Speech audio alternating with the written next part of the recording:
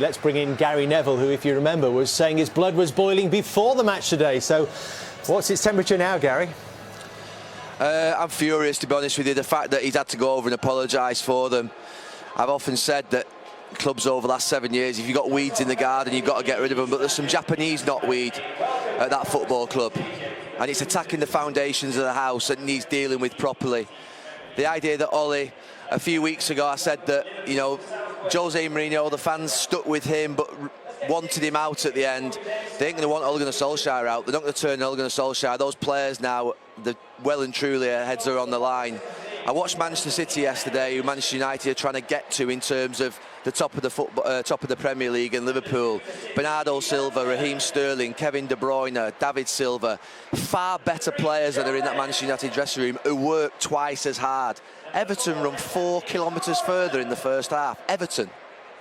And then you watch this mob out here, Liverpool, who are the biggest rivals. They die for every single inch on the pitch. And Manchester United players, honestly, it's embarrassing just watching some of those out there today. I'm absolutely furious.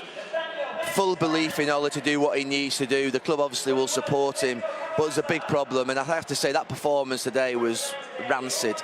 Well, it's time to name names, isn't it, Gary? I mean, you didn't want to do that before the game, but you're talking about players who you're saying are rotten in that dressing room. I don't need to name names, Dave. Everyone knows who they are. They're in the newspapers every single day. They're on social media every single day. Well, I think people would assume you're talking about Paul Pogba, but before the game today, you said it wasn't Pogba. He'll deal with them. Every single player who does not have the attitude, forget talent. I've been sort of, if you like, over the last maybe 12 to 18 months, myself falling into the trap of talking about, oh, they've got potential, they've got talent. Forget it. If they don't work hard and haven't got the attitude to run around in that shirt, get rid of them. Because I'm watching players out here play for Liverpool, I'm watching players yesterday play for Manchester City, and they're working their absolute backsides off every single week for their football club. And I'm watching Manchester United players on that football pitch walk around, saunter around, jogging back. I saw it in Barcelona the other night in the new camp, and I don't mind losing games. I actually don't mind them conceding goals. I don't mind them giving passes away. I was one of the best at it, at giving the ball away. But you know something? You do not, whatever you do, drop below the standard of work ethic that's expected at that club, and they're falling below it.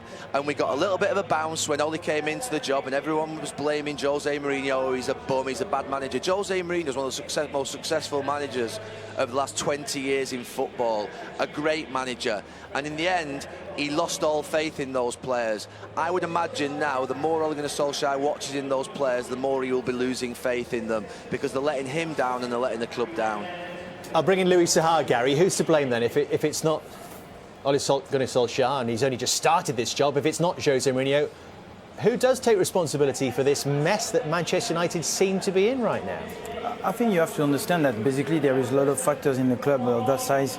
The board, in some ways, they had their hand-ups when they actually, I think, sacked Mourinho. They understood that they made a statement there, and there is like the fact that some leaders on the field have to take responsibility. Today, it's a massive sign of like something like really poison in the middle of that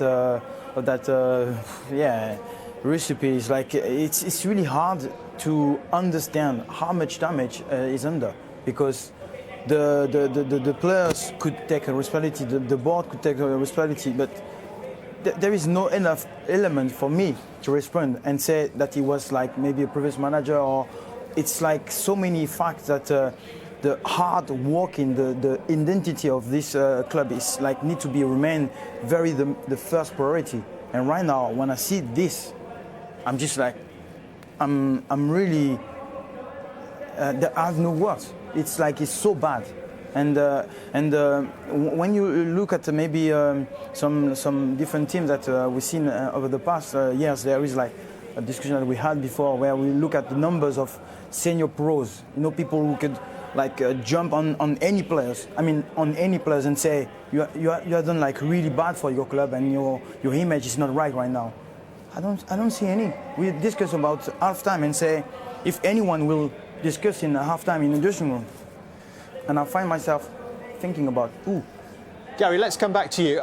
Are you concerned? I mean, a lot of your the points that you were making around the time that Mourinho left were about the structure of Manchester United not being right. Are you concerned that They don't seem to be chasing for a football director, a technical director. It seems to be moving forward. It's going to be the same system. I am concerned because I said before the game today, this idea that Manchester United only won the league a few years ago now is gone. They're in the wilderness. 7 years, and where do you see the next league title coming from? Yeah, things can be turned around quickly, but good decisions, big decisions have to be made quickly. Ole Gunnar Solskjaer alluded in his press conference on Friday that he needed to rebuild this team and rebuild this squad, and obviously that's a fact. But he also said he needed a few transfer windows. Real Madrid are rebuilding, Bayern Munich are rebuilding, Arsenal are rebuilding, City will get players, Liverpool will go and get players, Barcelona needs some players. Manchester United are in a world where they need to compete with those teams to get the best players into the club. Who is rebuilding this squad for Ole Gunnar Solskjaer, for the Manchester United fans? I've asked that question from Christmas, I've asked it now since the start of the season. I don't believe at this moment in time there is anybody there to be able to rebuild that club from a football point of view in the way in which it needs to be built. Might be proved wrong, might be completely out of order saying it, but at this moment in time the evidence is there that something is fundamentally wrong. And yes, there was an amazing 3 months when Ole Gunnar Solskjaer take over. When he first took over the job, I didn't expect that he would get the job. He deserves the job. Now he needs to be trusted and believed in. I never wanted David Moyes to be sacked, I never wanted Louis van Gaal to be sacked, and I never wanted Jose Mourinho to be sacked, because I never fundamentally believed that it was a managerial problem.